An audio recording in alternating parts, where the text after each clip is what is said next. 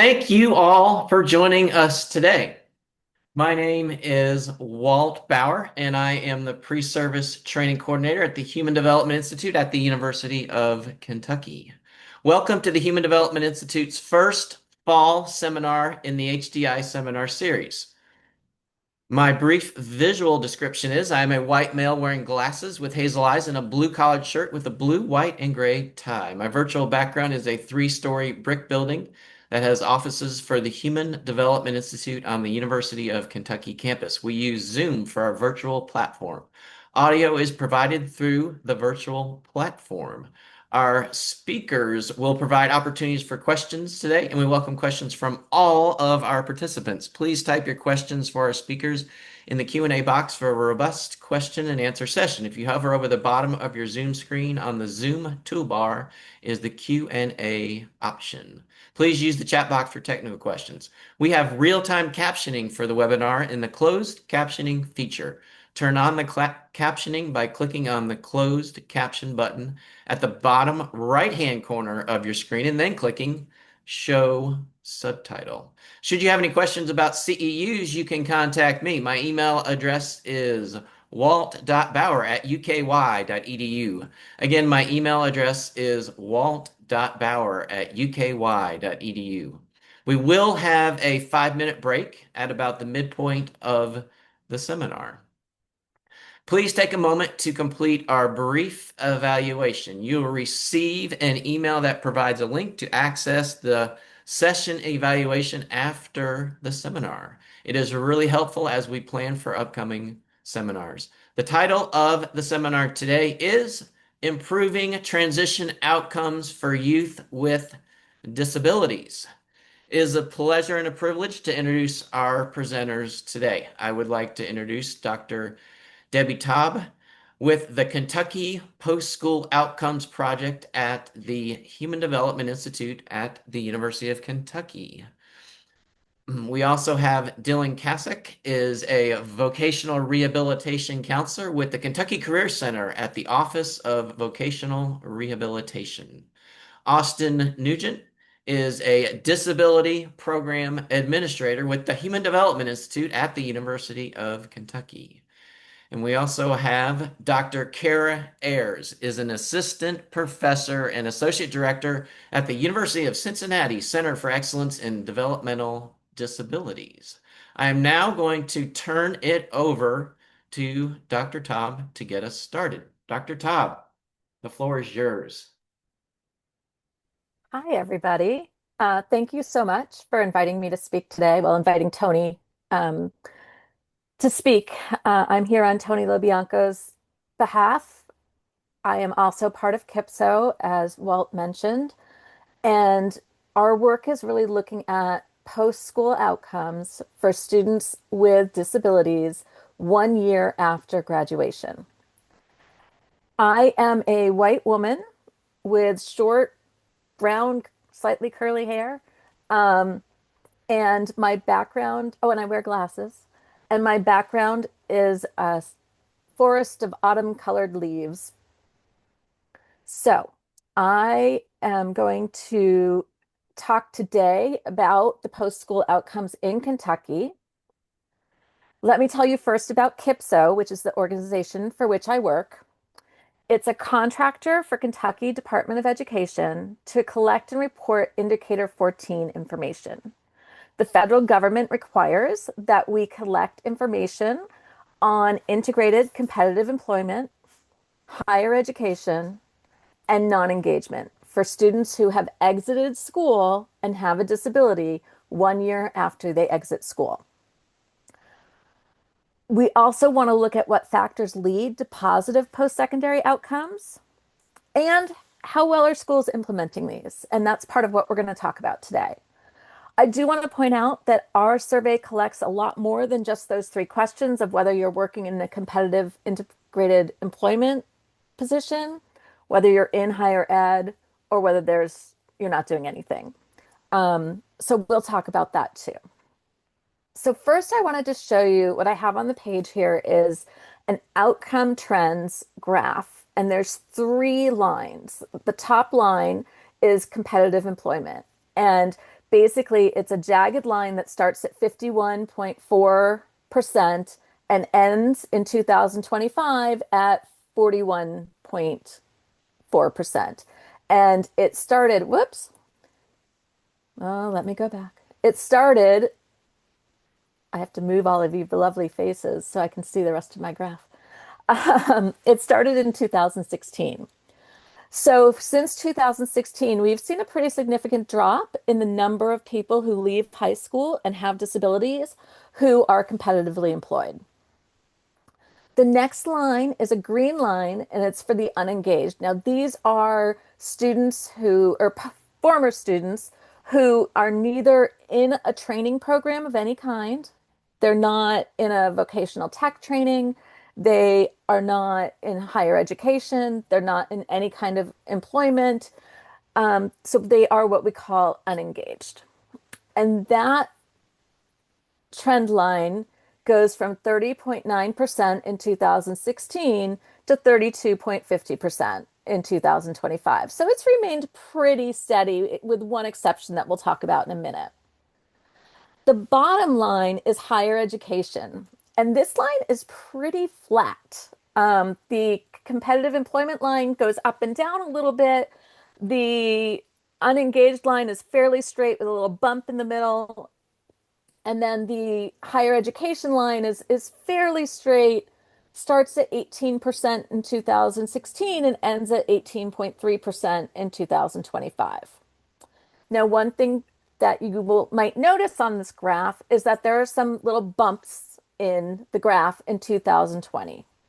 And that is because, or 2021, that's because in 2020, COVID started. And so we see that employment went way down during that time and for the year after. So the years of 2020 to 2022, we see kind of this, I'm sorry, I'm not saying this right. 2020, we see it go down to 40%. In 2021, we see it rebound a little bit to 43%, and then it goes down again in 2022. The other bump we see is in unengagement, where it has a pretty high jump up in 2021 and then declines back down. It goes from 35% to 29% in 2022. Enrollment in higher ed stayed pretty much the same. So COVID definitely has an impact on education, as we know. The other piece that I wanted to show you now, though, is levels of non-engagement by diploma type. So there's two ways you can graduate that I know of in Kentucky. One is you get a standard diploma, and one is that you get an alternate diploma. And the students on the standard diploma tend to have high incidence disabilities like learning disabilities, ADHD. Question. Two corners of it, I think. Oh, sorry. Some have autism, but not all. And the students who are on the alternate diploma tend to be about 1% of the population who have intellectual disabilities, autism, and multiple disabilities. And what you'll see here is that the orange line at the top is the number of students or the percent of students who are on the alternate diploma, who graduated school with an alternate diploma, and how many of them are not engaged 1 year after high school. And it starts at 73% and ends at 80%. And it stays pretty consistently in that range across time. So we are talking about a huge majority of this population who neither have a job nor higher education of any sort. Whereas the standard diploma line, the blue one on the bottom, starts at 25.8%, ends at 25.43%, which is not horrible. It's not great. It's still not as good as people without disabilities. But compared to the students who are on the alternate diploma, it's a pretty significant difference. We are talking about 50% more students who are on the alternate diploma don't have jobs or any kind of education after high school. And we know what works to change those outcomes. The National Technical Assistance Collaboration on Transition, um, Center on Transition, sorry, has published this really handy guide that's on your screen right now. And it's four columns. Predictors and outcomes is on the left. Education, employment, and independent are the next columns. And basically, what it looked at was what do we have research for that shows that these transition activities result in positive post-school outcomes. And for instance, career technical education is research-based for positive post-school outcomes in education and evidence-based for employment. It does not have any indication for independent living. Let me give you another example. Paid employment, having a job while you're in high school, has been shown to have a positive correlation to post-school outcomes in education, employment, and has some promising practices around independent living. So we know what can work to make things better for students with disabilities. I'm going to focus on three of them that we focus on in our survey. One is career and technical education, which is those vocational technical school classes like auto body, cosmetology, things like that. The next one is one that's dear to my heart, inclusion in general education. And the last one we're going to talk about is guardianship, which is kind of part of youth autonomy and decision making, parental expectations, and self-determination. So for career and technical assistance, technical education, sorry, there are four possibilities. You can have somebody who is a career technical education completer, somebody who's a concentrator, somebody who's an explorer, or somebody who has no CTE classes at all. And what we know is if you are somebody who goes through the whole program for CTE, then 55% of those people are competitively employed, 15.9% are other employed, and 28.9% of them are not employed. If you take a few classes that are geared towards a specific pathway, you still have, even if you don't go through the whole entire CTE path, you still have 50% are competitively employed, 17% are other employed, 32.8% are not employed. Then we have this category of students who we call CTE explorers, and they kind of take a class here and there, maybe one, maybe two. Um, Even just that increases your likelihood of being competitively employed or at least employed, um, or competitively employed, excuse me. So 38% of students who just explored CTE were competitively employed. 14%, almost 15% were employed, but not in their CTE area. And 46.7% were not employed. Now, this category of CTE explorers tends to also be the students who take the alternate diploma. So you can see that we have a trend of these students not being included in CTE and then having this not necessarily being employed and much less employed competitively. So if you're not in CTE, what we found in Kentucky is 21.4% of students who did not take CTE were not competitively employed or were competitively employed. Oh my gosh, people, I'm so sorry. 17.2 were employed in some other form, whether it be on the farm or it might be in a workshop or a day program, things like that. And 61.4% were not employed. The next one is time in general education class, least restrictive environment. So 80% or more of time in inclusive settings. 78% of students who get a regular diploma spend 80% or more of their time in gen ed with their peers, learning the same content. 7% of the students who are getting an alternate diploma spend 80% or more of their time in general education. Think about all the things that you would have missed if you weren't in gen ed. The friends, the networking, the social opportunities, the content. those are really big deals. So looking even more focused at this alternate diploma group, we know that of that 7% of students who were included, 24% of high inclusion students had good post-school employment outcomes or were employed, and 19% of low inclusion students. Now, we wanted to highlight autism because, as you know, it's a very big category and it's a very big area in the news these days. Um, Students with autism, if they were in high inclusion classes, so if they were with their peers for 80% or more of the time, 59% of them were enrolled in some type of post-secondary education, and 28% were competitively employed. If they were somewhat included, but not to that great of an extent, 14% were in post-secondary education and 5% were competitively employed. And the numbers go down if you weren't in an inclusive setting at all. So we're already at 14% and 5%, and the numbers go even lower. Guardianship is typically only suggested for students who are on the alternate diploma, and that's the data we have.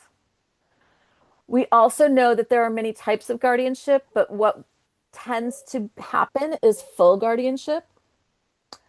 And 74% of the students that we talked to in the survey said that they had guardians. And that is huge. 13% without guardians were competitively employed. Less than 3% with guardians were competitively employed. So if you have a guardian, the chances of you being employed are very low. That might be due to parental expectations. It might be due to opportunities in school that were not given to certain students. It might be due to students not learning the same advocacy and self-determination skills. If we worked on that guardianship issue, though, if we cut the level of guardianship in Kentucky in half, 8 more students on the alternate diploma track would be competitively employed each year in Kentucky, which is actually quite a bit. So that's kind of the face of what we have in Kentucky right now. I'm happy to answer questions or clarify for anyone who has them. Kat has a raised hand. Kat, would you like to ask your question? This might be a little bit more of my personal experience or a little more qualitative, but I'm a level one autistic and I lived with my parents for a little too long. We had a townhouse and I lived on one side and I like feeding myself, taking care of myself, a lot of financial help. And they weren't like down my neck. I didn't have specific expectations to meet, but it was dealing with masking and going to school and trying to work kind of off and Yeah, on yeah, was just a lot to manage. So I think yeah. mine personally was just like the overwhelm of adult life. Absolutely, Kat. And there's nothing wrong with that. I mean, I have 2 kids who are autistic also, and I foresee something like that in our future. At the same time, did you graduate from school with an alternate diploma or a regular diploma? I graduated real late in the summer, just before the cutoff, where it would have been like the next year. And then I Mhm. flunked out of college, and then I went to hair school, opened my own business, and I've been back to college a few times. And now I have a 4.0 so far, like graduated with honors and stuff. So you just kind of got to find your own way to do stuff. Modeling is important. Absolutely. Absolutely. And congratulations. That's a great path, actually. I love that you tried different things and found your way to get there. Thank you. That is one of the problems with our research data is that it's only 1 year out. And we No, but you're know, doing it. I'm very grateful that for everybody that's doing it. I did have one more question yeah, about your the controls for some of the research that you Yeah. cited. Like I know sometimes people's socioeconomic status, especially for disabled people, can impact, career outcomes and stuff. So I just Yeah. wanted to see your like the causal data. So from the CIPSO survey data that we do, at this moment, I think we are just getting permission to look at socioeconomic status as one of the indicators, but we haven't historically been able to. I Gotcha. can I can say that if Kentucky follows the trend of every other state in this country, you're absolutely right. Yeah, I mean, I Socioeconomic status, logically, race, yeah, logically it makes sense, but I like right. to think of those devil's advocates out there. They're gonna try to. All right. Well, Yeah, thank you. thank you. Thanks. Thank you. Great questions. Thank you, Kat, for those great questions. We have a raised hand from Deborah. Deborah, if you'd like to ask your question, please. Hi. Yes. Thank you so much, Deborah. Uh, Same name. For presenting this data. I just wanted some clarification on the data itself. One is when you mention disabilities, are you talking about physical and mental disabilities altogether? Yeah. And second clarification is, are you talking about same levels of support? For example, previous person just mentioned that she is in the autism spectrum. I have a son who is in the autism spectrum as well, and they are both level one of support. Mhm. And it's like the people that we know they might need less level of support, not meaning that they suffer less. Yeah. And what I want to understand is this research applying for all levels of support in autism and other disabilities as well. So great questions. Let me see if I can take them one at a time, and then you can Mm-hmm. tell me what I missed. Okay. First, when we talk about students with disabilities as a whole, we are talking about all disabilities that are recognized under IDEA. So that includes physical, that includes intellectual, that includes emotional, like all of those pieces. Mm-hmm. The next question was when we pulled out autism by itself, it was for students with autism who were both on a standard diploma and who were not, who were taking the alternate diploma. Okay. And the data is very different. I will also, I want to make clear that if you are if you are a student who's getting an alternate diploma, your outcomes do not look as good as students who get a standard diploma. Yes, I understand, and I mean, and I'm implying here. I mean, can I imply that those who do not get the diploma and who did not conclude a high school are Mhm. not considered in this research? They are. They are. Yeah, we Okay. include students who get standard diplomas, who get alternate diplomas, and students who drop out. And that includes also students who age out. Okay. Got it. Yeah. When you mention inclusive programs, Yeah.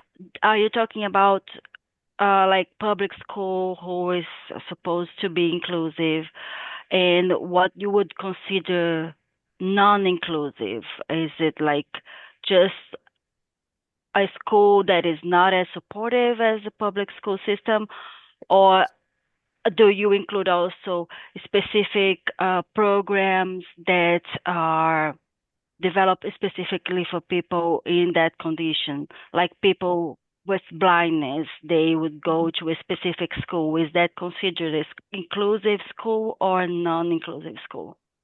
So a school for the blind is not considered an inclusive school. It's a separate school. Mm-hmm.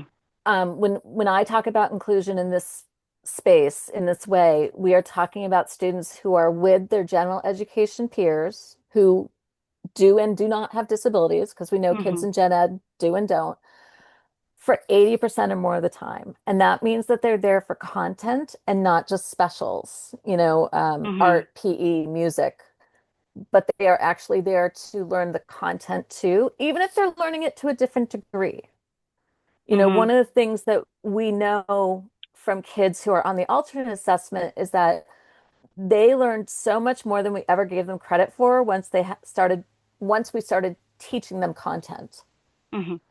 And so we have to think outside of this box of you have to get these scores on this test to be in this class and really look at how can we build inclusive systems for all students to be included in gen ed, because that shows us that that's one of the primary indicators or one of the primary predictors of independent living, competitive Mhm. employment, and Mhm. whatever the last thing is, employment, competitive, higher ed. Sorry. Higher ed. Yes, absolutely. And I'm so sorry, everybody. I don't mean to to have it all to myself, but I also have a question about guardianship, and because that was pretty alarming, and my understanding was always like guardianship would be equal or close to support, family support, but it looks like having that is counter-working towards the individuals.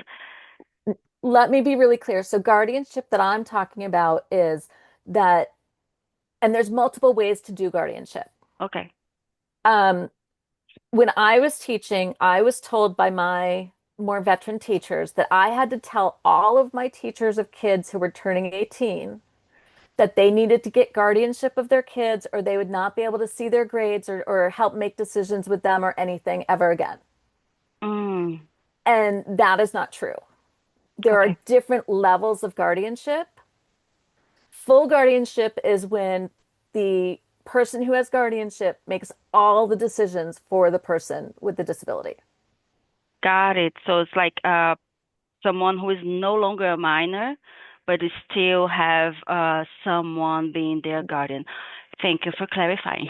Yes, no, great question. And there's a way to do supported decision making for students with intellectual disabilities, for instance, that lets them make the choices to lead their own lives, but still has that safety net of a network of people, including family, who can help them make informed choices and help them, build that life. So Mhm. just because somebody doesn't have guardianship doesn't mean that they're saying, "Oh, you're 100% independent now, go." None of Mhm. us are independent. I mean, I count on my husband for lots of things and you know, he's in charge of, well, I did say he was going to be in charge of the kids when they became teenagers and I'd take care of the toddler years, but that has Mhm. not worked out the way I expected. So, Yeah. Thank you yeah. for all the answers. Yeah. Thank you. Thank you for your great questions, Awesome. Deborah. We Awesome. we will get to some more about guardianship and alternatives to guardianship with Austin a bit in the Thank you, Austin. second half. Looks like we might have we have a comment from Renee in the chat.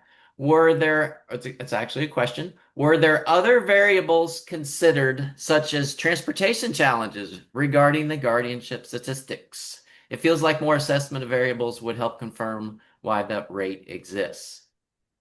So our data does ask them reasons why they don't have jobs, and transportation certainly comes up in the more rural areas, especially. But that should not affect guardianship. And I know that somebody, Austin, I think it is going to talk about that Yes. much better than I am. So I will leave that to her. Him. I didn't see. I'm sorry. Um, so we do look at those other variables and we do ask people what helped you get a job, what why don't you have a job if you don't have one, what was most helpful in school. Future Farmers of America came up quite a bit, relatively speaking, as being helpful for some of the students. It gave them a place, but just like sports and music and other after school activities gave them a place to feel connected at school. Um, Th- th- sorry. Thank you.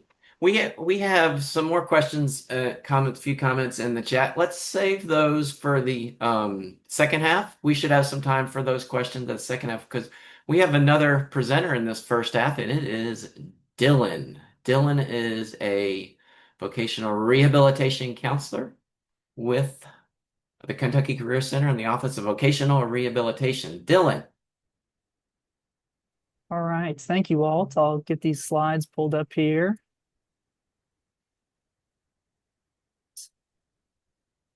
Good afternoon, everyone. Yeah, so my name's Dylan Kissick. I'm with the Office of Vocational Rehabilitation. OVR, Voc Rehab is sometimes what we're referred to as. Today, I'm going to try to fit a lot of information into a short presentation and really just touch on what exactly our agency can do, to serve as a resource and those services that are available in transition. So to improve some of those outcomes that Dr. Taub was talking about. So I'm a white male with short brown hair. My background here has the Team Kentucky logo and the logo of the Kentucky Career Center as well. A little bit about me before I jump in. Like I said, I'm a Voc Rehab counselor. I'm here in Lexington. Prior to that, I was actually a special education teacher. So went to UK and got that degree, go Cats, and then transitioned after teaching for a while into my current role, and have been there since. So I have a picture on the screen here of my two dogs, a small brown dog and a larger black one sitting on rafts in a pool, enjoying the water and the sunshine.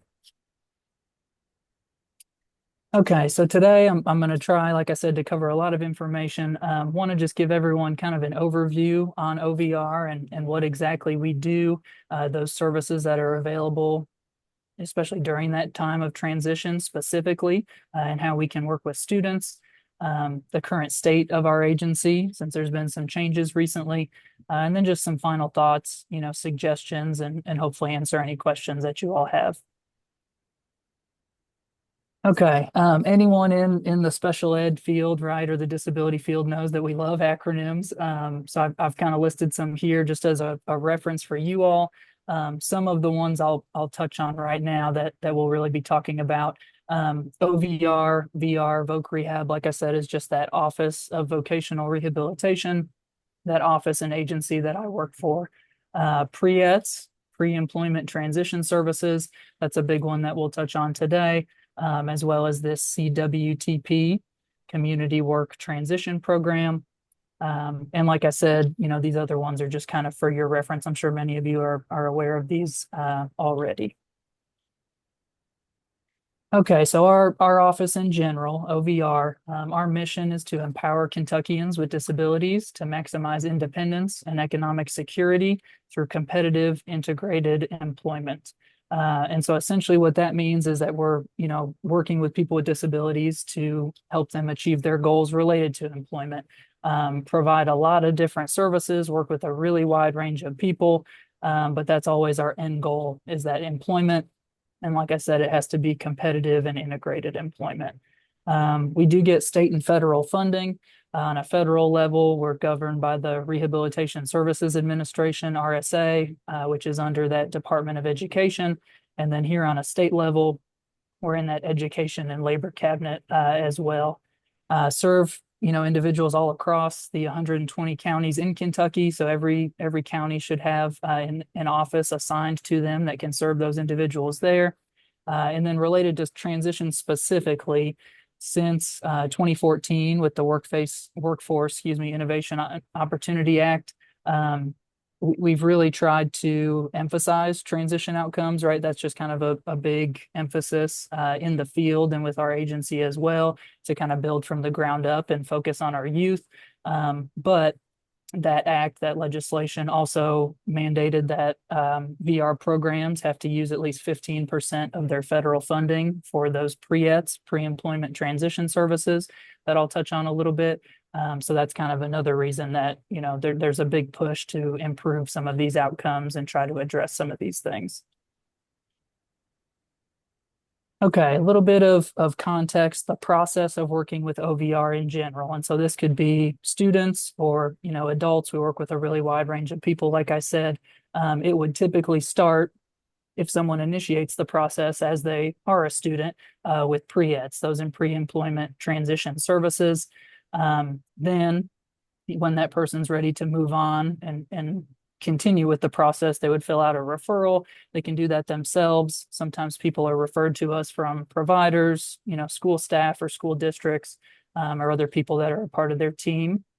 Once we get that referral and start that process, they would formally apply for services. So that would be working with a counselor like myself or a counselor in their area to complete an application and continue from there. They would be determined eligible again by a counselor like myself. Once they're eligible, we could, lay out a plan with a job goal, those services that are going to help that individual achieve that goal, which would, then go on to be provided with that ultimate goal of employment. So once someone obtains and maintains employment, then we would kind of move towards that case closure. So that's kind of the process in general. If we're looking at students specifically, this is kind of the continuum or the progression of services there. So like I said, it can start with those pre-employment transition services, those pre-ETs. Then once those are kind of moved through, and an individual wants to continue with a counselor receiving those services, can move into more of those transition services after applying formally, the employment related services. And so this is kind of the progression for students and what I'll focus most on today. Okay, pre-employment transition services. So those are those pre-ETs. This is really the first set of services, the first offering that we have for students and for individuals that we work with. These can be provided to any student, 14 to 21, enrolled in an educational program, and they can have an IEP, 504, or another documented disability. So a lot of times students are connected with these pre-ed services through school staff. They may be involved in special education programs. But again, that's not necessary. They just need to be enrolled in school and then have that documented disability to receive these services. And again, this is the first thing we can offer. You can be connected through school staff. You don't actually have to work with a counselor like myself or, complete that formal application. You can be eligible for these pre-ed services just with that documented disability and being enrolled in school. So these pre-ed services are really meant to be short term. Like I said, they're kind of the initial offering that we have, really just to start getting students to think about post-secondary life and what exactly they want to do. Those 5 required activities are listed on this slide, but a lot of it includes, job exploration, work-based learning, exploring those options as far as employment and what someone may be interested in or what they want to pursue, looking at those post-secondary education opportunities as well. Self-advocacy instruction, understanding what an application looks like, a resume, all those type of things. So kind of what the title implies, that they're pre-employment skills, right? And some job readiness and work readiness skills and qualities kind of built in there. Obviously, to improve those transition outcomes, make people more aware of some of those skills and things that are going to be required from them as they move, closer to the end of high school and towards employment.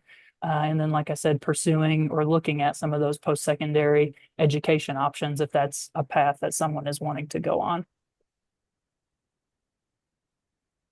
Okay, so we have those pre-employment transition services, right? That's kind of the first offering. And those are available to anyone across the state. We also have this CWTP, Community Work Transition Program, and this is optional, depends on the school district and area that you're in. So for example, here in Lexington and Fayette County, we do not have CWTP because Fayette County Schools has their own employment training program. So that is something to keep in mind, is that this program may or may not be available in your district or in your area. So there's 2 components to this, again, incorporating those pre-ETs, those pre-employment transition services. Those are usually provided in those first 2 years of high school, freshman, sophomore year, and then people gradually move towards more of those transition services, looking at those specific services that are going to help them, work towards employment and that successful outcome, ideally before the end of high school. So it starts with those pre-ETs and then kind of moves along into those more specific employment related services. The school districts with this CWTP are typically the ones that'll hire those employment specialists. They can provide those pre-ETS services, so those first services to anyone, regardless of their plans for after high school. So again, kind of with the intention of increasing those thoughts and plans and ideas that those students may have as they're thinking about transition. Then from there, those students, if they're thinking of going on that training path, they can still work with OVR, can still work with our agency or a counselor, but they would not continue in this CWTP. That kind of second phase, those employment related services in this program specifically are for those that are wanting to find employment. And so they can continue on with those employment specialists to, come up with a goal, figure out those services that are going to help them achieve that goal. Ideally get a job before they graduate or before the end of high school or shortly thereafter. Again, if those students are thinking more of a training path or something along those lines, they can still work with our agency. It just may not be through this program specifically. Okay, so we've got the pre-ETS, the pre-employment transition services, right? And the CWTP, if it's available in your area as someone is moving through high school. A lot of times, like I said, those things are going to be started ideally as early as possible in those first couple years of high school, or for those students that may be staying until they're 21 in maybe those last 4 years or so. But once someone is moving through those services, maybe developing some more concrete thoughts and plans about their transition and about that post-secondary goal, they would want to formally apply for services and initiate that process with their local VR office. So that would be working with a counselor like myself to formally apply and continue with the process from there. So again, they could be determined eligible for those services, write an employment plan, and figure out what services are going to help them achieve those goals on that plan. So we provide a ton of different services, but these are some kind of specific to students or that we'll usually highlight with students that are relevant. Some of those transition services can be, kind of considered as job search help, job placement, supported employment. For those on that training route, it could be tuition assistance, book assistance, things like that.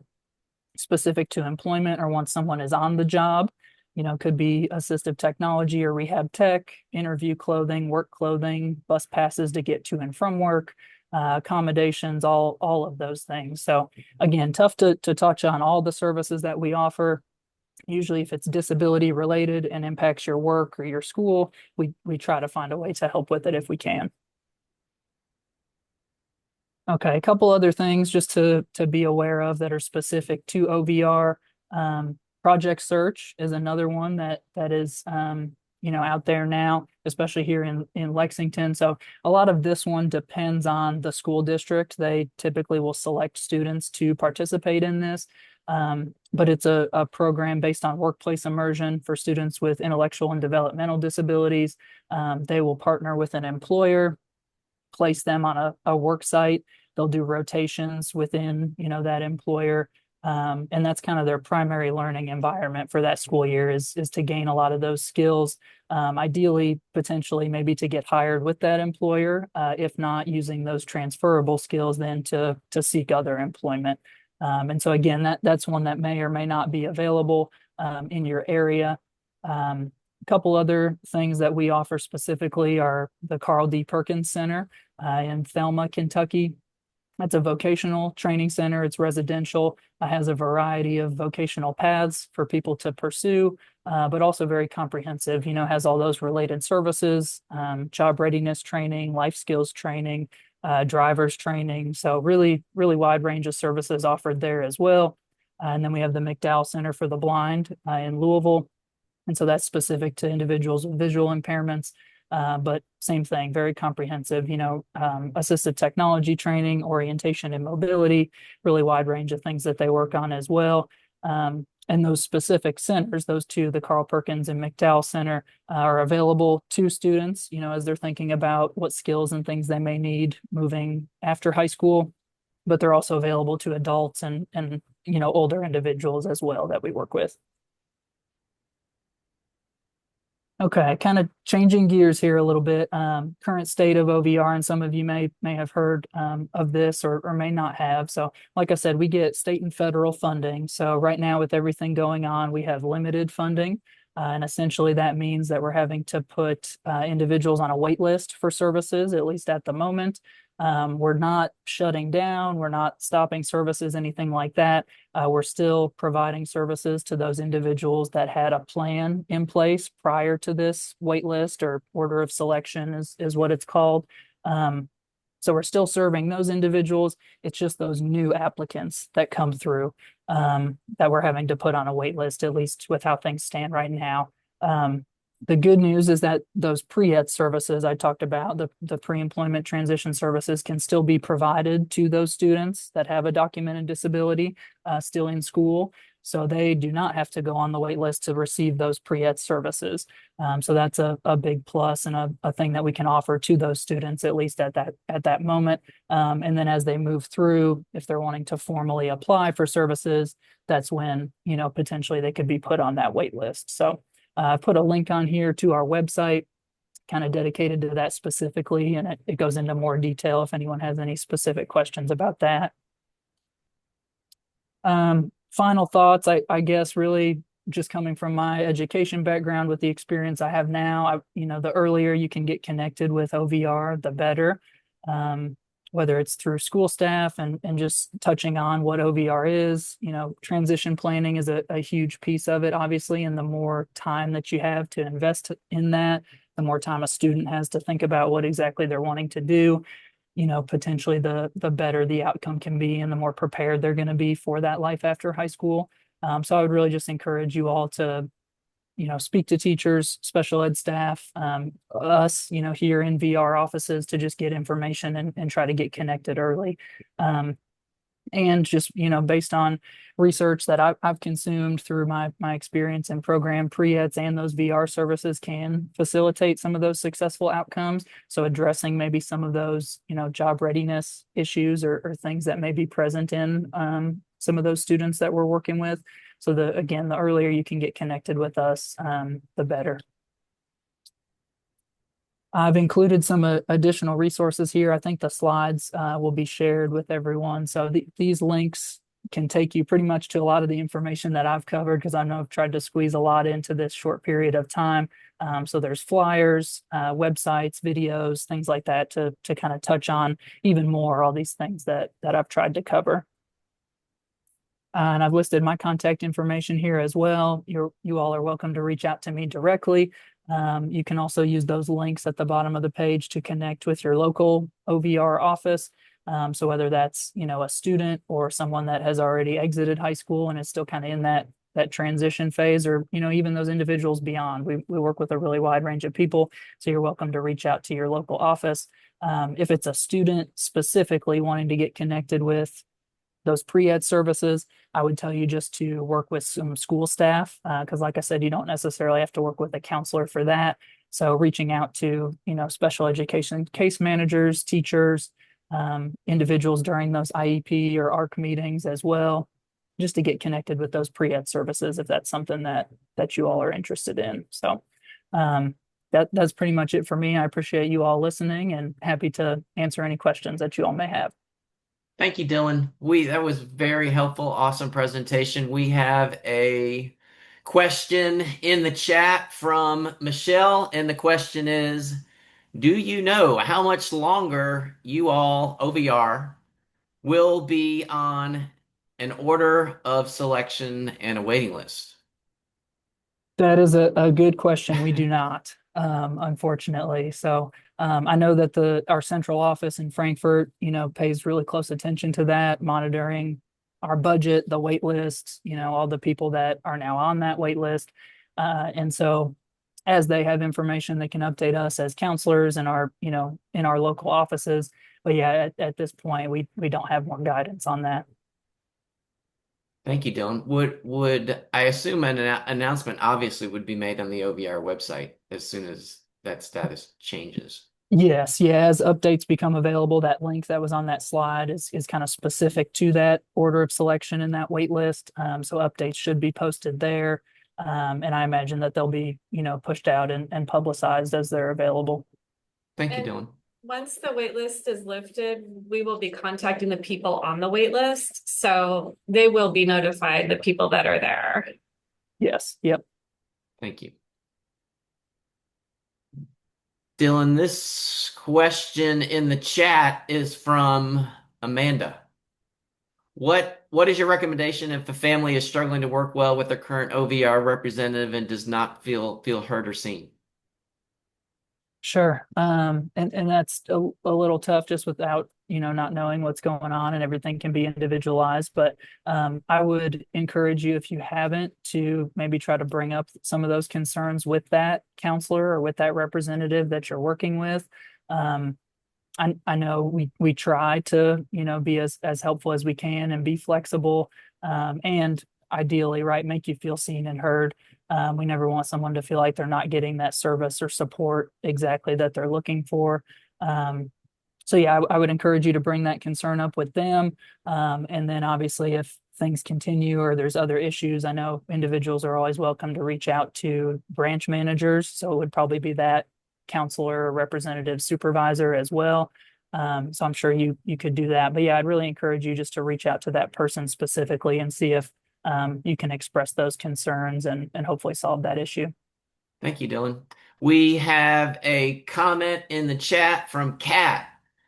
The Perkins Training Center was wonderful for my sister.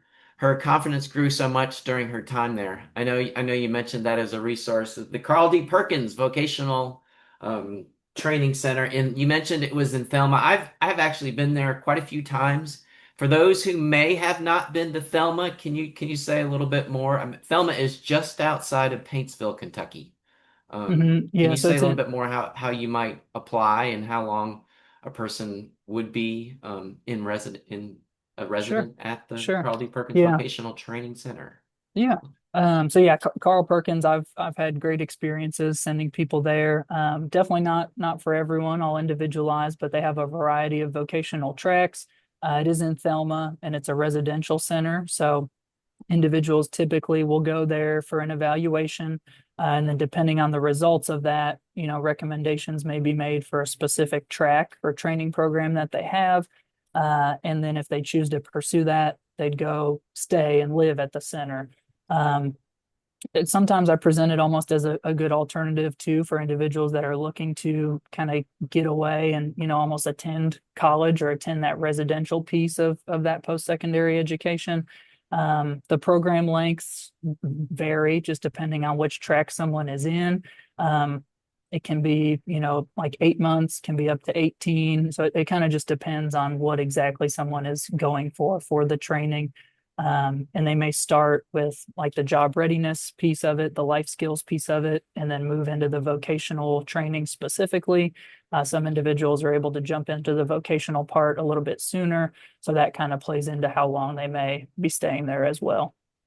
Thank you, Dylan. Kat, you had your hand raised, but I did was you? just going to say the same thing that he said at the end, where it's basically like supported college for people that need more support. Yeah, it's a really great program. And they have, like I said, they have a variety of tracks. They even have one where they work with Big Sandy, I believe, there, if someone is wanting to Hmm. go, kind of that community college or Yes. academic credit type of route. So, like I said, really, really wide range and different levels. And yes, you're right, Kat. It's supportive, kind of across the board in a good way for someone to gain some of those independent skills, especially if that's what they're seeking to do.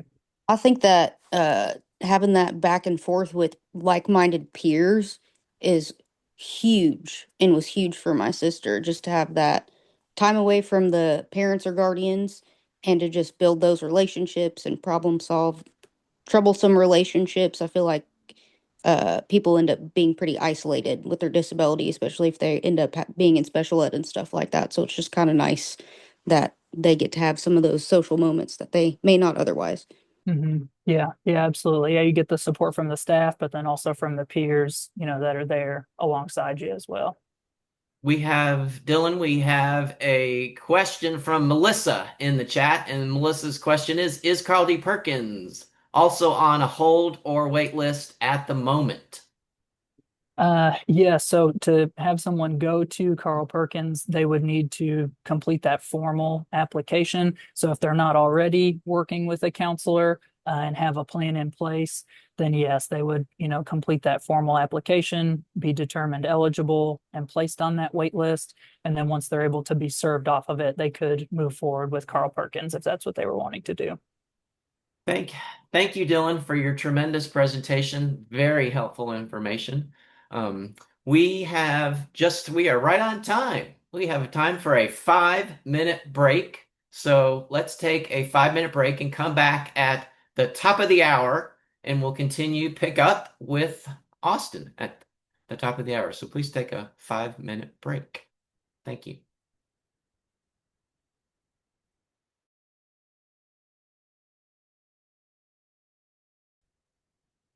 I would like to welcome everyone back for the second half of our HDI seminar, and we are going to pick up with Austin. Austin, the floor is yours. Thanks, Walt. Hi, everyone. My name is Austin Nugent. I'm a woman with long brown hair. I'm currently wearing a black sweater and turquoise and gold earrings, and I'm in front of an HDI UK background. I'm a disability program administrator with UK, and I work across several projects, and I'm going to talk about two of those today. So I want to first talk about some of the higher education as it relates to transition. So there is in Kentucky a Kentucky Supported Higher Education Partnership, and this is a network of institutes of higher education, so universities and community colleges that offer higher education programs to students with intellectual and developmental disabilities.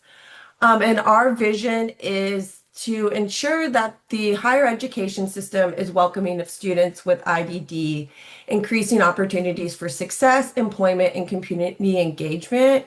And our mission is to increase higher education options, access, and success for students with IDD across Kentucky. So um, how we do this is there is what is called comprehensive transition and post-secondary programs. And so KSHEP, or the Kentucky Supported Higher Education Partnership, our role at HGI is to offer technical assistance and support to these CTP programs, which are the programs that support students with ID who are wanting to pursue academic or career and technical instruction at an institute of higher education to help better prepare them for competitive and integrative employment and independent living. So there are currently 6 approved U.S. Department of Education approved CTPs. And these 6 are Murray State University, Northern Kentucky University, Bluegrass Community and Technical College, the University of Kentucky, and Owensboro Community and Technical College, and then Western Kentucky University. So these 6 CTP programs are all part of that larger Kentucky Supported Higher Education Partnership, which is informally referred to as KSHEP. These CTPs, they provide various supports to students. Some of these supports include supporting students to take college courses that would lead to a certificate or a diploma, allow students to receive assistance in developing an individualized program of study, allowing them to take courses either for grade, auditing a course, or pass-fail with accommodations provided by the Institute of Higher Education. They also allow students to receive academic and social supports like peer mentoring and tutoring, supports opportunities for students to have work experience and internships. That is a very big goal of KSHEP and the CTP programs, is that pathway to competitive integrative employment. And then to just support students to foster self-resilience and self-determination. And so who's eligible for these programs? It's anyone who can apply to be in an approved CTP program must have a documented intellectual disability as defined by the Higher Education Opportunity Act. So that definition is a student with a cognitive impairment, characterized by significant limitations in intellectual and cognitive functioning and adaptive behavior, and is who is currently or was formerly eligible for a free appropriate public education under the Individuals with Disabilities Education Act. So thinking about students who are on IEPs. And something that's really great because, as we know, college is not cheap. There is financial assistance available to CTP students. Students can access, based on their eligibility, federal and state financial aid. And so this state aid would include the KEYS money, which is the Kentucky Educational Excellence Scholarship, Work Ready Kentucky Scholarship, and the College Access Program grant. And so students who are interested in exploring CTPs and have questions about the money piece are either welcome to reach out to KSHEP or to contact the Kentucky Higher Education Assistance Authority. And their phone number and website is on the slide. Dr. Tom presented some information about from the 1 year out, but thinking about the program success of CTPs, from the data we have from fall semester 2020 through spring semester 2024, we enrolled 49% of applicants with a total of 82 new students over the last 4 years now.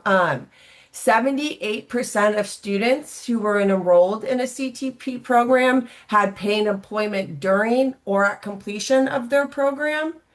And 37 students thus far have completed the program. And I do want to add a caveat that of those 82 students, that includes students who are still currently in the process of completing their program. So I just provided a very brief overview of to let people, my goal was to just let folks know if you're interested or you have a family member who is interested in pursuing higher education, that there are resources and programs available. To learn more, you can visit kshep.hdi.uky.org, and you can either reach out directly to myself. My email is anugent, N-U-G, @uky.edu, or to our director, Johnny Colette, and his email is on the side. And I will make sure to put all of these links in the chat when I'm done presenting. So to shift gears, guardianship, I've already heard questions and I've seen questions in the chat. And so I'm presenting this information on behalf of my colleague Laura Butler, who is the director of My Choice Kentucky. But this is a program that I have had the great privilege of being a part or a project. So with that, what is guardianship? A guardian is a person who looks after and is legally responsible for someone who is unable to manage their own affairs and who has been declared legally disabled by the court. So in context of this presentation, guardianship involves some sort of an individual being recognized by the legal system as being responsible for an individual. So what are the guardian's duties? The duties, as defined by state statute, are a guardian is able to manage the financial resources for the individual who is under guardianship.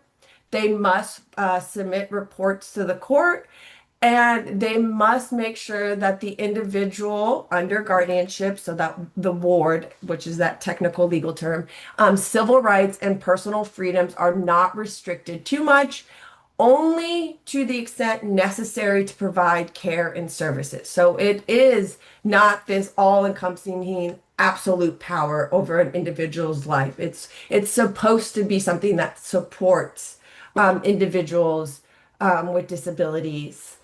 And so with that, there are a lot of different options and levels of guardianship or alternatives to guardianship. And I want to highlight one of them, which is limited guardianship. And this is a guardian who possesses fewer than all of the legal powers and duties of a full guardian.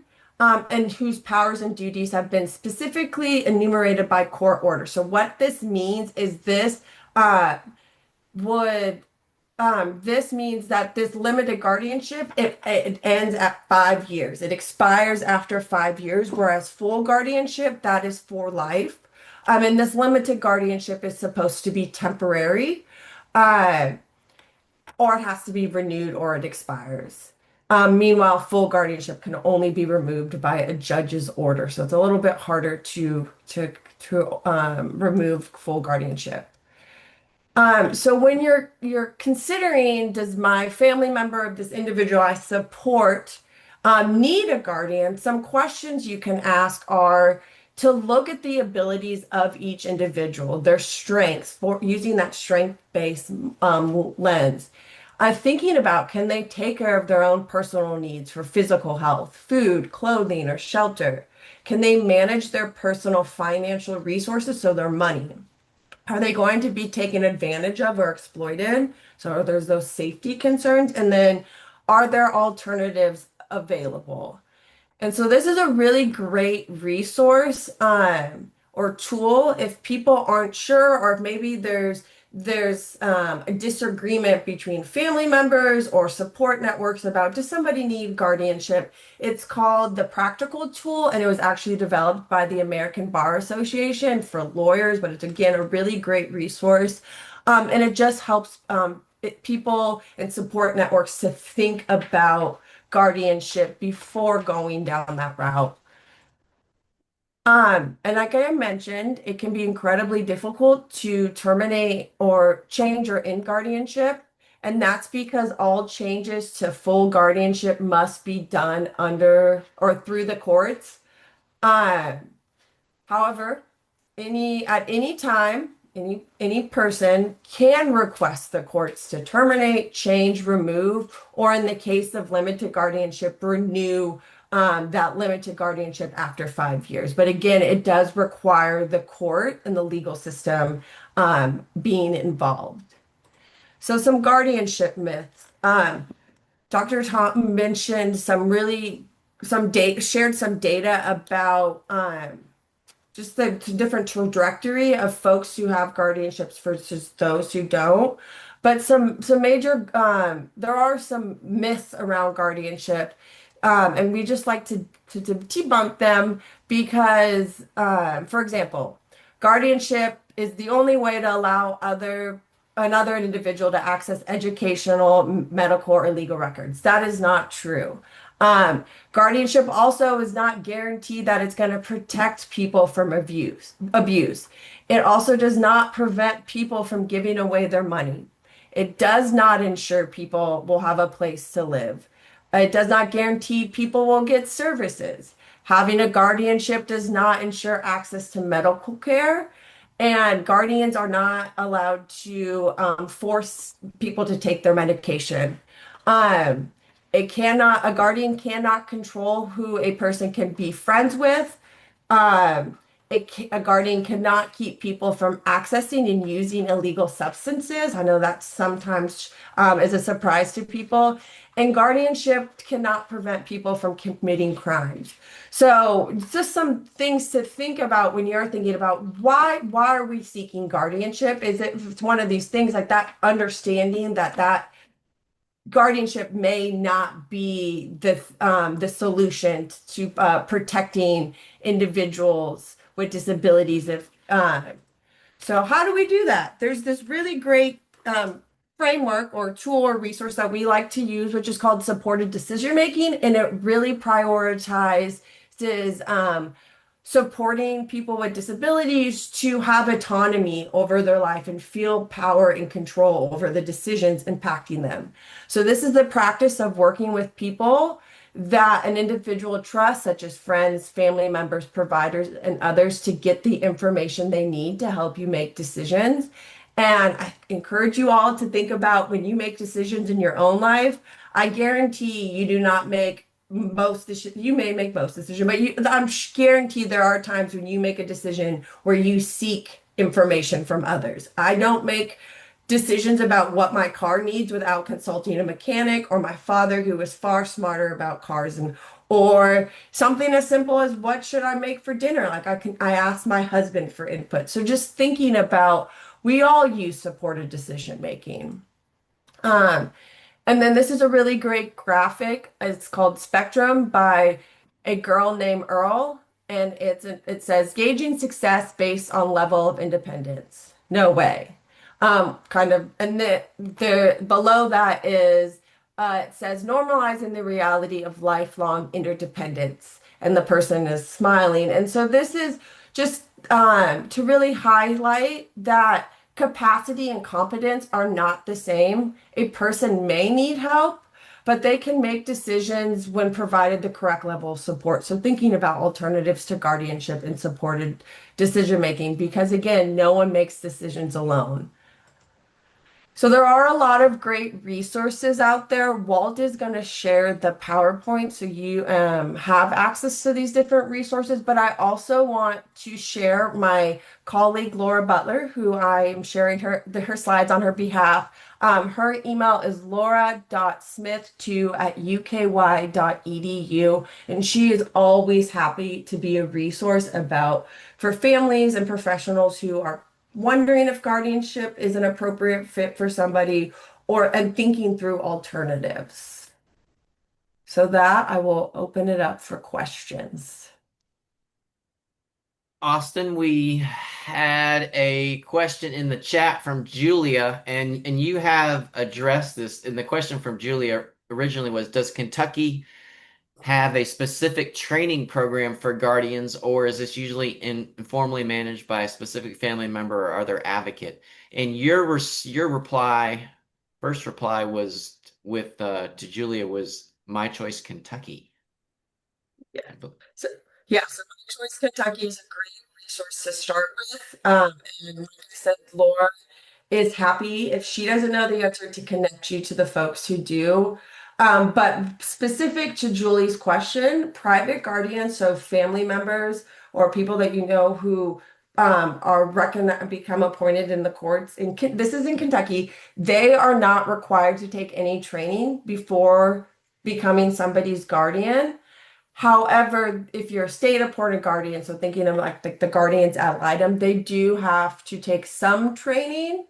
Um, but yeah, there is some, it depends on the route to guardianship if training is required.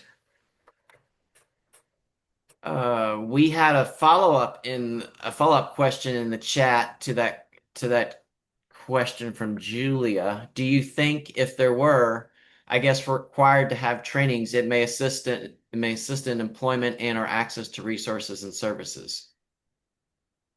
That's Yeah. from Corey. Absolutely, Corey. I think one of the biggest missions and goals of My Choice Kentucky is really trying to get information out ahead of time and support families in thinking about alternatives to guardianship before they go down that very restricting path. Because as the data at the beginning of the seminar shared, once an individual is placed under guardianship, their outcomes for success are not as high as individuals who have that autonomy over their life and are using alternatives to guardianship. Thank you. I have a question regarding higher education, supported higher Yes. education. What resources or supports do families sometimes miss that could make a meaningful difference in the transition to CTPs? Can you repeat that question, please? What resources or supports do families sometimes miss that could make a meaningful difference in their transition to a CTP? I think that's the main. I would just encourage folks to connect with KSHEP because we are that point of contact for the different CTP programs and can connect interested folks to the schools in their area, or maybe they want to move and go to UK like my brother does. So connecting with KSHEP is a really great starting point. And then it's also, we take some accountability and responsibility that it's also our job to make sure that educators and the school systems are aware that these programs exist so that when students and families are preparing for transition out of high school, that they know that there are different routes and options that they can follow. Right. And I think I'm not sure all families are familiar that because they're recognized as CTPs, they have access to KEYS money, and that's really essential considering the rising costs of higher education. Yes, and that is a big priority of KSHEP is we want to make sure students with disabilities that are attending CTPs are accessing these financial resources. Kat has a question in the chat, and Kat's question is, what would you consider some of the main reasons why guardianship would be unethical slash helpful? Would be ethical slash helpful. So I'm going to answer this, and I'm hoping I kind of answer your question, but I think a lot of times families go into guardianship thinking, I need this to do this to protect my family member and to keep them safe. And there can be, and I speak from experience. I have a brother with Down syndrome, and this has been conversations my family has been having, and we want to make sure my brother is free from abuse and exploitation and is safe as he becomes adult. But as the data shows, that guardianship is not a fix all be all that if you have a guardian, all of a sudden you're going to be immune from abuse, neglect. Not to scare folks, but that's just the reality is the data actually shows the opposite, that individuals who don't have guardians and have that more control and autonomy over their lives have those higher outcome or those higher rates of success around employment and relationships and it's because there's that control, there's that autonomy, and these individuals know that they have ownership over their life. I hope that answers your question. Feel free to put more in the chat if you want me to go down a little bit more. Those are all the questions we have for now. If you have more questions for Austin, you can save those to the end. Thank you, Austin. We really um, thank you for this excellent presentation on supported higher education, guardianship, and supported decision making. I am going to turn it over now to Dr. Kara Ayers. Dr. Ayers, the floor is yours. Thank you. This has been great so far. I am Hera Ayers. I am a white woman seated in my manual wheelchair. I have shoulder length brown hair and am wearing a green sweater. I am going to speak to you for the next little bit about how healthcare factors into transition. And I think I'm going to zoom out a little bit. I've learned so much from the speakers and am taking it all in as well. I have 3 kids. My oldest has a disability and he is 18. So we are very much in the throes of all things transition. So I'm going to zoom out a little bit and talk about some things to consider based on the research that I've done over the years as you consider healthcare and transitioning young adults into healthcare. So this first slide just has my disclosures in terms of my grants, but I don't foresee any conflicts of interest today. And my views are, of course, my views. This slide has a photo of me in my wheelchair and a few of my kind of roles. So I'm based out of Cincinnati Children's Hospital, and I'm the associate director of our USED there. And so we are like the Human Development Institute, which is hosting today. We're another USED just a little bit up the road from you all. And we have a number of different projects. The one that I decided to highlight on this slide was our National Center for Dignity in Healthcare and Community Living for people with disabilities. I wanted to highlight that one because we actually have a youth ambassador program there. So quick plug that if you have or know of a youth with a disability, and we define that ages 14 to 28, that is, interested in advocacy, and we define that broadly, feel free to reach out to me and I will tell you more. All right, so I think it's important to take a step back when we're supporting our young people and transitioning in their healthcare to think about how we were all taught about disability. And I intentionally say all of us because a lot of the ways that we're taught kind of trickle in and we don't even really realize it. So this slide has several headlines that I just quickly pulled from the paper, and I did this a few months ago, but you could do the same experiment, and I guarantee you would quickly find headlines. They kind of all have the same theme. And so the formula for this kind of headline is person, or sometimes they'll just put in the type of person, right? So local woman or business student, or in the top left, the article has the person's name, Tyler Shehebel. So the formula is person overcomes disability, and then the end of the headline is some form of success. Sometimes it's something somewhat, like unique, like person overcomes disability to climb a mountain. Sometimes it's very vague, like the one headline here we have is business student overcomes disability. Not sure what to make of that. I mean, in a very objective, fact-based sense, still seems to have a disability there, which is fine. We see other headlines like Shay Oberg overcomes disability with positive approach, passion for sport. Local woman overcomes disability to achieve love and happiness. Maybe that's newsworthy. I don't know. And then we have the individual that overcame disability to excel in life as a football coach. So I bring this up because we have been taught to believe, and our young people have as well, unfortunately, through no fault of ours. This is just kind of society sending us these messages all the time that to be successful and to be healthy, we have to, quote, overcome our disability. And so not only is that not based in reality, but it can also be harmful. And so there are other approaches that we're going to talk a little bit about that will result in, or research tells us will result in better outcomes. So what I've just introduced you to a bit is thinking about the way we think about disability. So I'm a psychologist by training, so I'm really fascinated in the ways that we think about things and then how that results in our behavior and what we do, both as individuals, but also as society at large.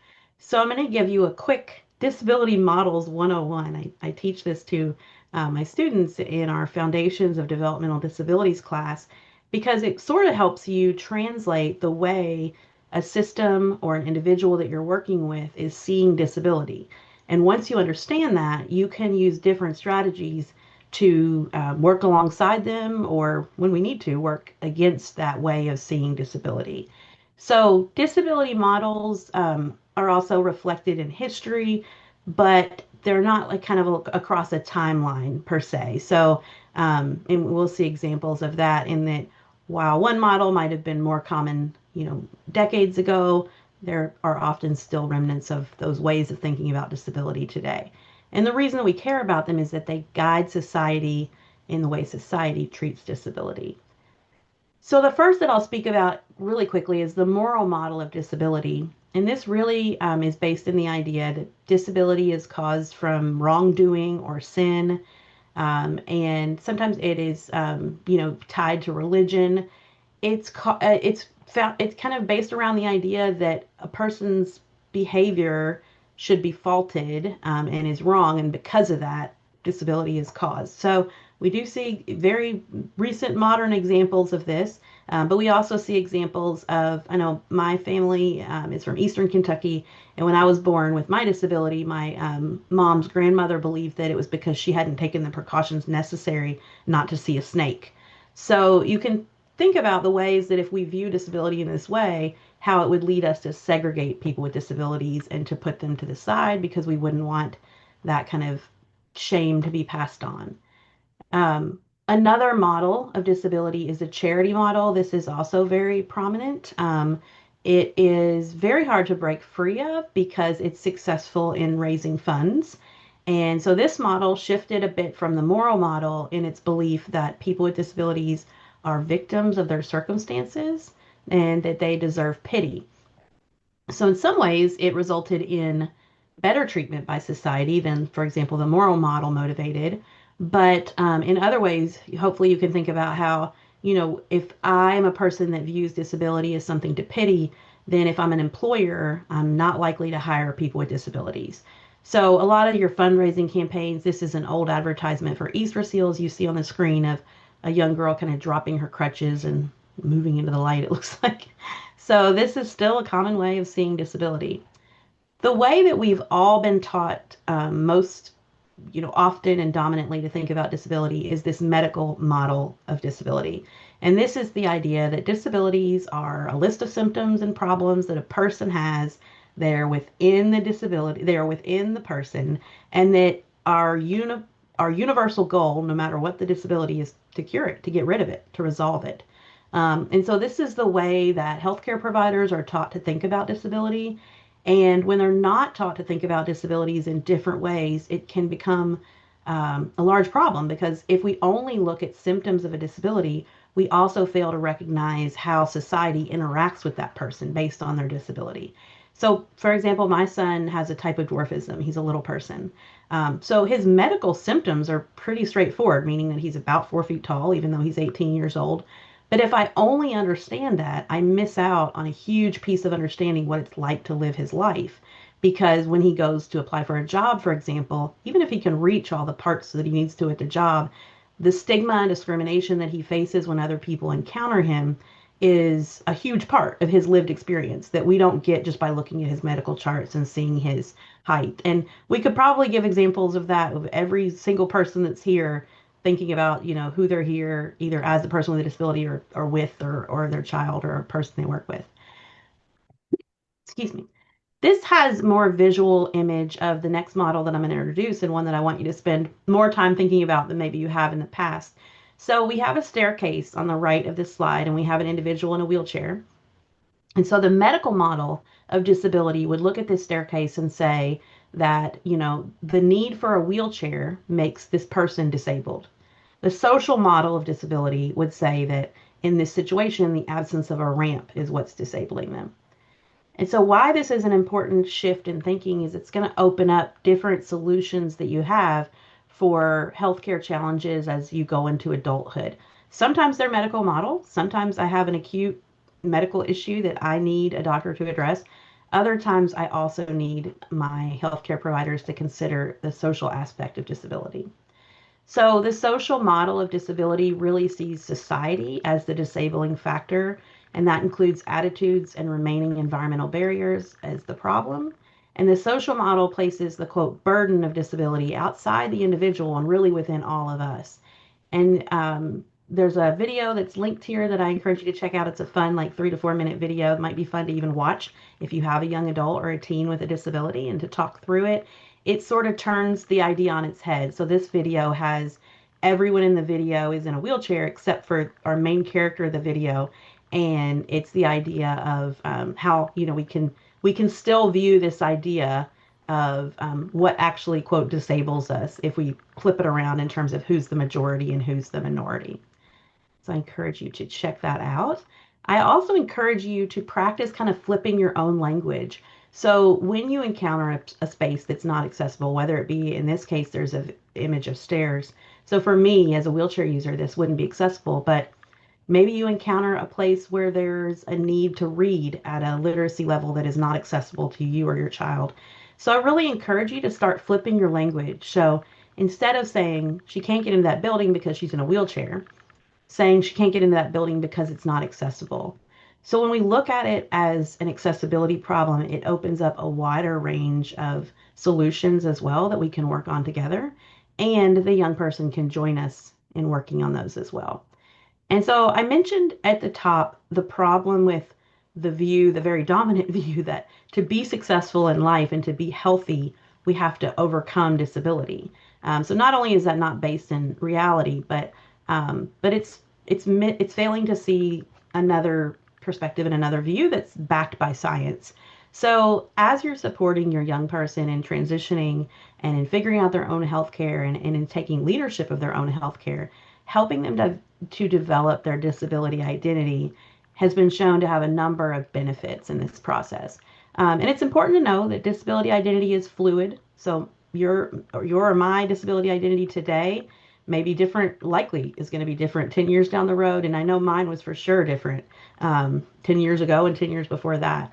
So identity is a lived experience of self-understanding, and it also interacts with other parts of our identity. So my identity as a woman has different aspects that, intersect with what it's like to be a disabled woman, for example.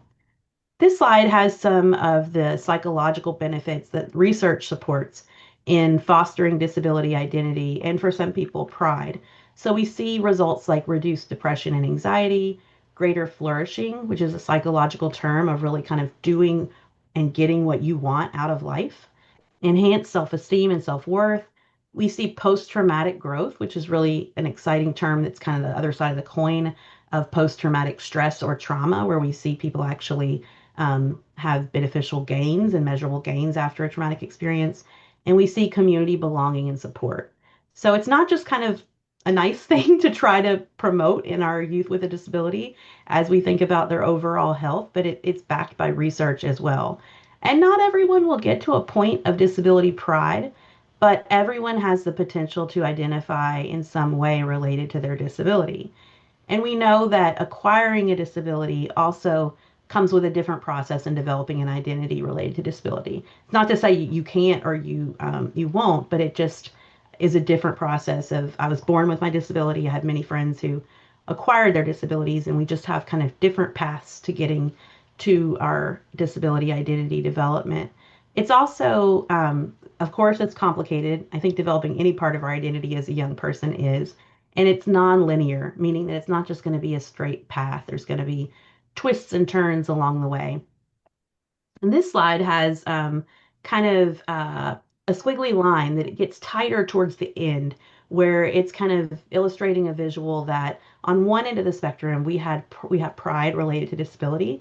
On the other end we have a negative identity related to disability, but there's still something in between there. So we have no identity, which moves us away from the negative identity and has some positives there. And then we also have a neutral identity, which is where a lot of young people and people of all ages really with disability land, in that disability is what it is in an objective sense. And so we need to integrate it into our thoughts around healthcare. But we don't really need to ascribe all of these value-laden statements like to overcome disability and be successful. So I really try to promote people to move towards that kind of neutral place, if anything.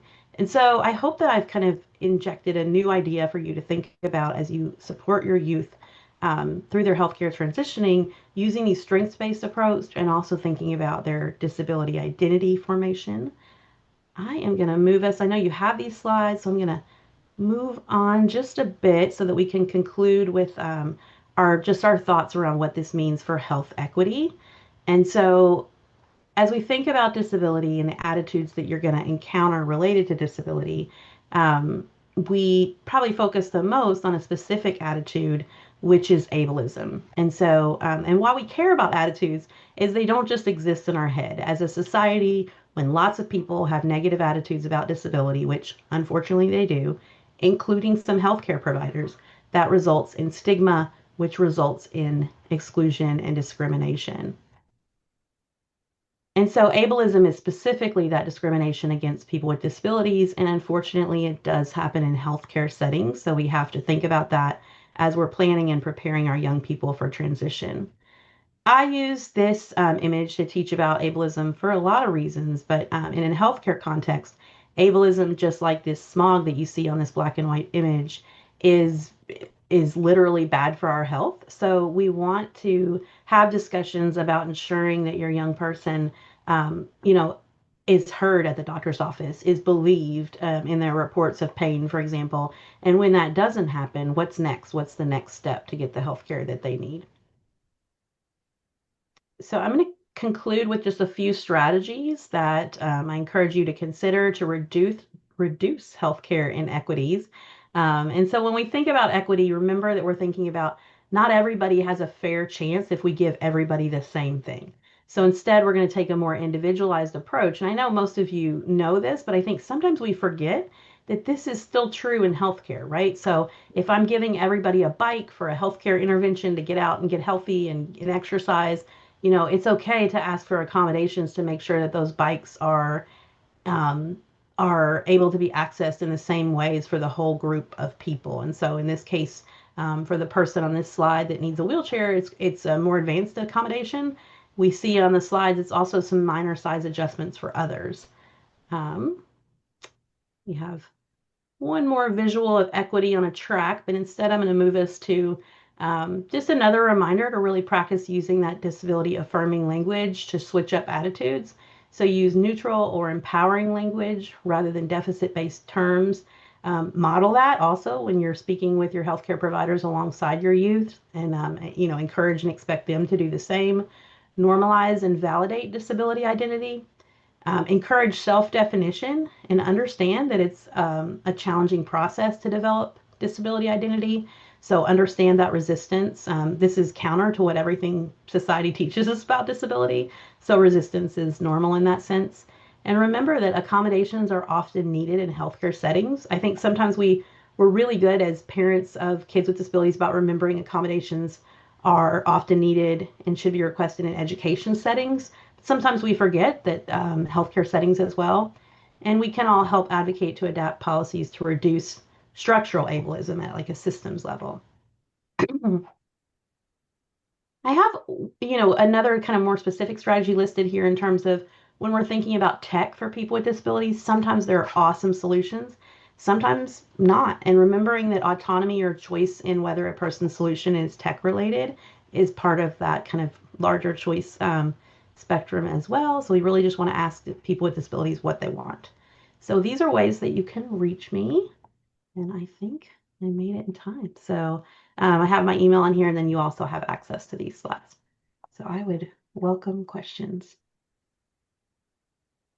We have a question. We have a comment from Amanda in the chat, and Amanda has asked if you can add that video model link to the chat, unless it will be available in the slides as a link. Okay, yeah, I think I could do that.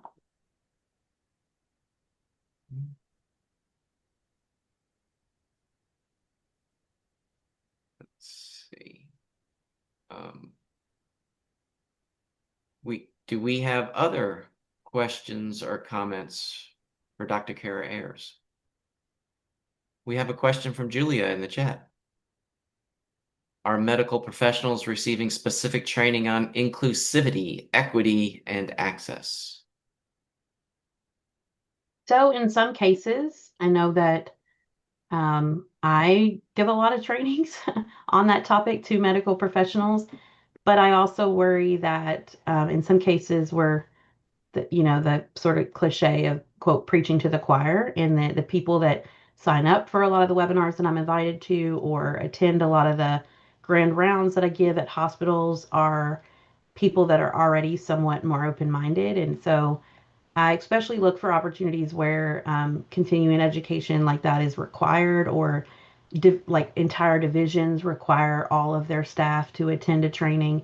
I mean, the short, clear answer is not everyone is or has been attending these trainings. And then it's also missing as part of medical education. And so I'm also part of efforts to get it not only built into the curriculum, but built in a more meaningful way. So right now, among the medical schools that include training on disability, cultural competence, and related kind of aspects, they might do it as like a panel or as a special lecture, but it's not reflected in their medical exams. So it's not a focus. It's automatically like not as important for them to know and understand. So that's another area that we're working on, is to really get it built in as a more thorough part of medical education, and then also make sure that people are tested on it so they care to learn it. In the chat, we have a question from Raya. What's the most memorable situation where you were able to teach someone the affirmation conversation?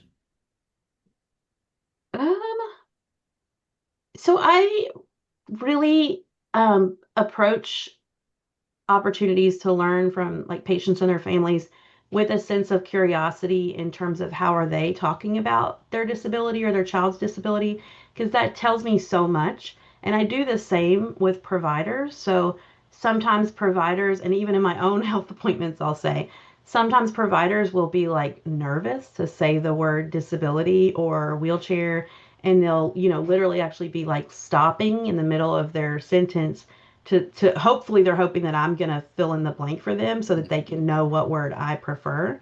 And sometimes if I'm feeling friendly, I do that. Other times I just kind of wait because I want to see like how are they gonna handle this. But it does immediately, like if I'm the patient in that situation, it is sort of a red flag, to be honest, because I'm thinking, wow, if you're uncomfortable even saying the word wheelchair, for example, that makes me really concerned about your just general knowledge of disability. If I'm on the flip side and I'm more in a provider role and I'm with a patient and a family, I don't ever correct people on their language or wording about their own disability experience, but I will continue to model disability affirming language. So, um, if a person is using like a disparaging word, for example, or kind of a slur, I'll continue to use disability instead of a word that, I can tell even the way they're using the word is not intended to like with pride, but to be more of a negative disability identity. We have a question from Shannon in the chat. Do you offer additional trainings, videos, or resources to reduce the stigma and shift perspectives on accessibility and inclusion? I'm also looking for additional resources to anything aligned to social role valorization and approaches to reflect on subconscious biases.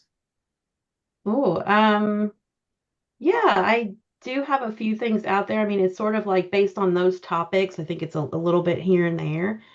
But I generally use my social media to share like little bits and pieces. If you like to kind of curate your feed to have some little knowledge bites about disability, you're welcome to follow me there. I'll drop the link. It's I think I'm just at Kara Ayers on most platforms, and then maybe on Blue Sky. I think on Blue Sky I'm at Dr. Carriers, but I'll drop the links in there and you're welcome to share there. Obviously, those are more like informal, like quick little videos about those topics. And then I have some additional like recorded webinars and things across the web on the topics as well. There was a comment from Andy in the chat, and the comment is, I so appreciate this portion as well. I oversee the Family to Family Health Information Center for Kentucky, and we provide trainings for professionals on this topic. Awesome. In response to Julia's question are medical professionals receiving specific training on inclusivity, equity, and access? Cassie has said, not really. Most programs have a blip in courses about the population. I believe in some medical programs, they have future providers shadow in-home people with disabilities to really learn and understand more, but this is a new development. I think it has merit and would benefit more programs to help build confidence and efficacy in treating and interacting with people. Mhm. Definitely. And Cassie has added, there's definitely a gap in training, not only nationwide, but worldwide.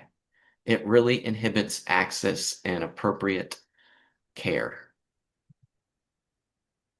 And I think we see that even more so as we make the transition to adult healthcare facilities. I wouldn't say that pediatric facilities are necessarily great or as good as they should be about disability, but it does seem that just based on kind of the higher volume of experience they have with even like variations in communication, right? So if you're a pediatric provider and you see kids before they verbally communicate extensively, you have experience working with patients who are non-speaking. Um, and so in the adult world, we don't necessarily have that to like build off of. So I think it's even worse in the adult care settings, unfortunately. Yeah, I got transitions. I see that recommended in the chat. Mm, They have a number of resources and um, says we use that model for transitions at the Office for Children and Special Healthcare Needs. yeah. Do you have any closing comments, Dr. Ayers? We have a few minutes. We could take closing comments from our presenters. Yeah, I hope I gave you some different things than you may have thought about before to consider as you're supporting youth with disabilities in transitioning. We often don't think about that disability identity piece or that ableism piece. And I think the one part of that image that I showed you, which is the black and white, like smog image of ableism that also comes to play here is that, we as people with disabilities and family members, we also breathe in those messages of ableism. And so internalized ableism is something that we also need to kind of combat with our youth with disabilities. And often that means taking in the message that because you have a disability, it's just expected that your health is worse. And that is not an accurate idea, nor is it one that we want our youth with disabilities to have. So, but I can tell you that I see it very frequently. So, really helping them break that down and recognize that no way, like you can also like take the lead in handling your health and making sure that you stay healthy, and here's how we do that. And that ranges, you know, from a healthy diet to exercise to making sure that people are getting their preventative screenings and their physical every year. So all those things sometimes sort of fall by the wayside, especially if we have this other diagnosis that like everybody's paying attention to. So that was really why I was hopeful to have you thinking about these things in a different way related to health. And I'm happy to be a resource for people after this. So I'll also drop my email in the chat. And thanks for having me today, Will.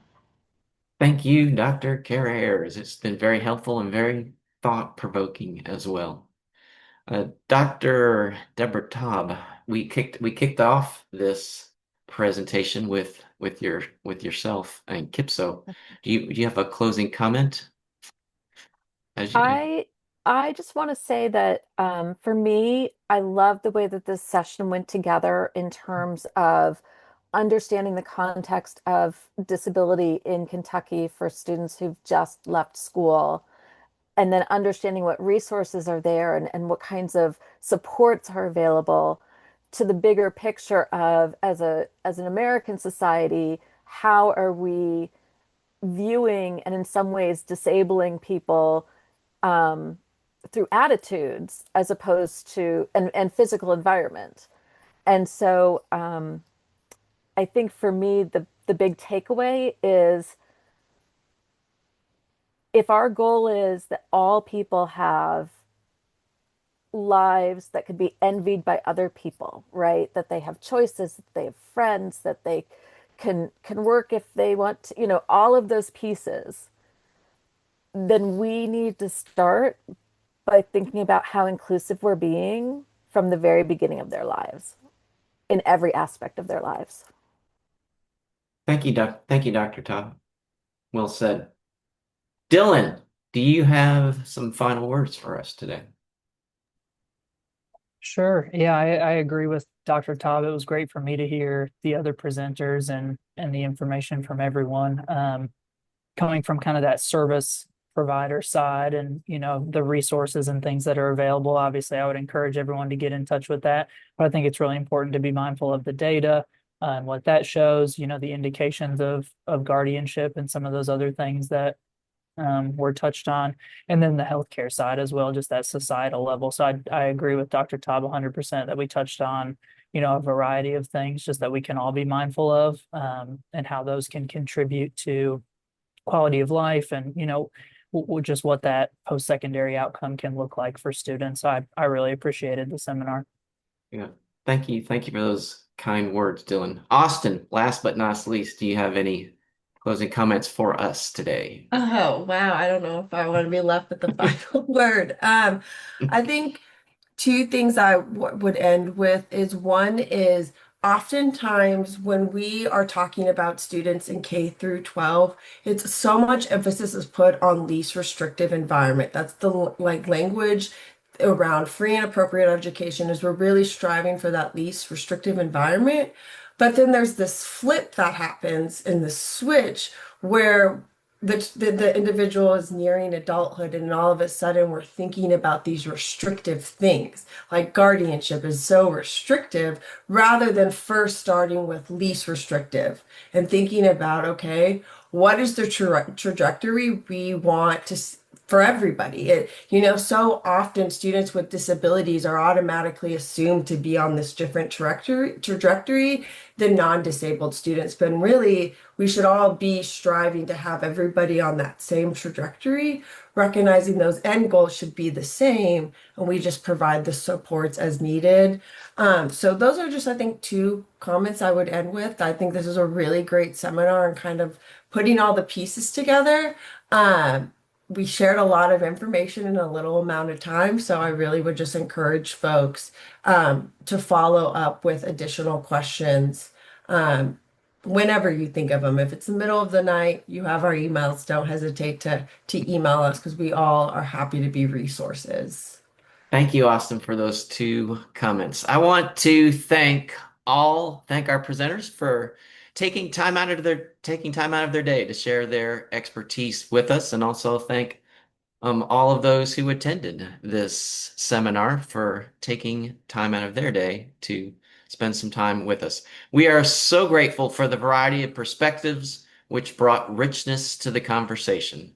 Thank you all for an incredibly informative presentation. Be well and stay safe, everyone. Thank you. Have a good day.